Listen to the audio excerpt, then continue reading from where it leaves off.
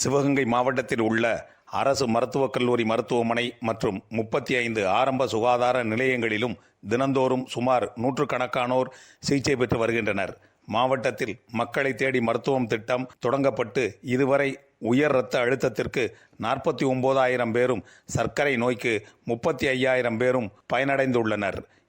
தற்போது பெய்து வரும் மழையின் காரணமாக மாவட்டத்தில் உள்ள அனைத்து மருத்துவமனைகளிலும் தேவையான மருந்து மாத்திரைகள் கையிருப்பில் உள்ளதென்றும் படுக்கை வசதிகள் உள்ளிட்டவைகளும் தயார் நிலையில் வைத்திருப்பதாகவும் மாவட்ட நிர்வாகம் தெரிவித்துள்ளது. மேலும் மாவட்டத்தின் பல்வேறு பகுதிகளிலும் அவ்வப்போது வருமுன் காப்போம் மருத்துவ முகாம்கள் மாவட்ட சுகாதாரத்துறை மூலம் தொடர்ந்து நடத்தப்பட்டு வருகிறது. இம்மாவட்டம் திருப்புவனம் அருகே உள்ள மழவராயனேந்தல் மத்திய அரசின் விக்சித் பாரத் சங்கல்ப யாத்ரா எனும் நமது லட்சியம் வளர்ச்சியடைந்த பாரதம் விழிப்புணர்வு வாகனம் மூலம் இப்பகுதியை சுற்றியுள்ள பொதுமக்களுக்கு சென்னை உர நிறுவனம் சார்பில் ட்ரோன் மூலம் விவசாய பயிர்களுக்கு மருந்து தெளிப்பது மற்றும் நானோ யூரியா தெளிப்பது குறித்து பயிற்சி பெற்ற அதிகாரிகள் வாயிலாக விவசாயிகளுக்கு செய்முறை பயிற்சி செய்து காண்பித்தனர். இது குறித்து இப்பகுதியைச் சேர்ந்த சுப்பிரமணியம் கூறுகையில், வயல்வெளிகளில் ட்ரோன் மூலம் மருந்து எப்படி தெளிக்க வேண்டுமென்றும் உரம் எப்படி இடுவது என்றும் சொல்லிக் கொடுத்தது மட்டுமில்லாமல் நேரடியாக அதை செயல்முறை செய்து விளக்கம் காண்பித்ததன் மூலம் நன்றாக தெரிந்து கொண்டோம்.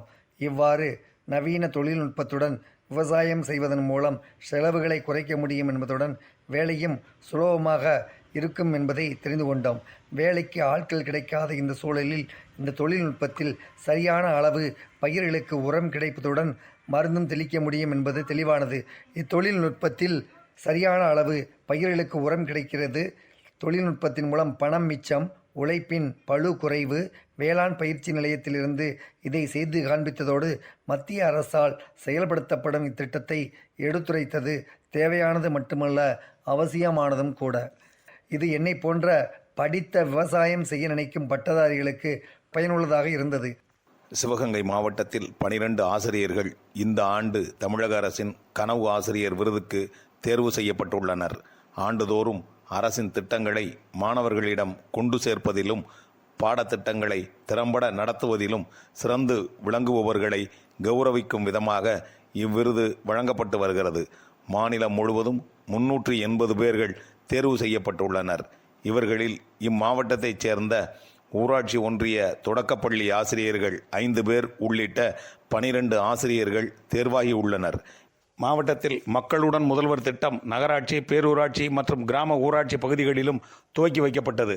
மேலும் பொதுமக்களின் கோரிக்கைகளை நிறைவேற்றும் பொருட்டு மக்கள் தொடர்பு முகாம், மக்கள் குறைதீர்க்கும் நாள் கூட்டம் மற்றும் மாற்றுத்திறனாளிகளுக்கான முகாம் நடத்தப்பட்டு தகுதியுடைய மனுக்கள் மீது உரிய நடவடிக்கைகளும் மேற்கொள்ளப்பட்டு வருகிறது. இம்முகாமில் வருவாய் பேரிடர் மேலாண்மைத்துறை, எரிசக்தித்துறை, ஊரக வளர்ச்சித்துறை, சமூக நலன் மற்றும் மகளிர் உரிமைத்துறை, ஆதி திராவிடர் மற்றும் பழங்குடியினர் நலத்துறை, கூட்டுறவுத்துறை உள்ளிட்ட 13 துறைகளைச் சேர்ந்த அதிகாரிகள் பங்கேற்று பொதுமக்கள் கொடுக்கும் மனுக்கள் மீது உடனுக்குடன் உரிய நடவடிக்கை மேற்கொண்டனர். சிவகங்கை மாவட்டத்தில் PM கிசான் எனும் பிரதமரின் விவசாயிகளுக்கான கௌரவ நிதியுதவி திட்டத்தின் கீழ் ஆண்டொன்றுக்கு 6,000 ரூபாய் நிதியுதவி 3 சமகால தவணைகளில் சாகுபடி நிலமுள்ள விவசாயிகளுக்கு வழங்கப்பட்டு வருகிறது. நிதி உதவி கிடைக்கப்பெறாத தகுதியுடைய விவசாயிகள் வரும் ஜனவரி மாதம் 15ஆம் தேதி வரை நடத்தப்பட உள்ள கிராம முனைப்பு இயக்கங்கள் மூலமாக பதிவு செய்து பயன்பெறலாம் என்றும் தெரிவித்துள்ளது.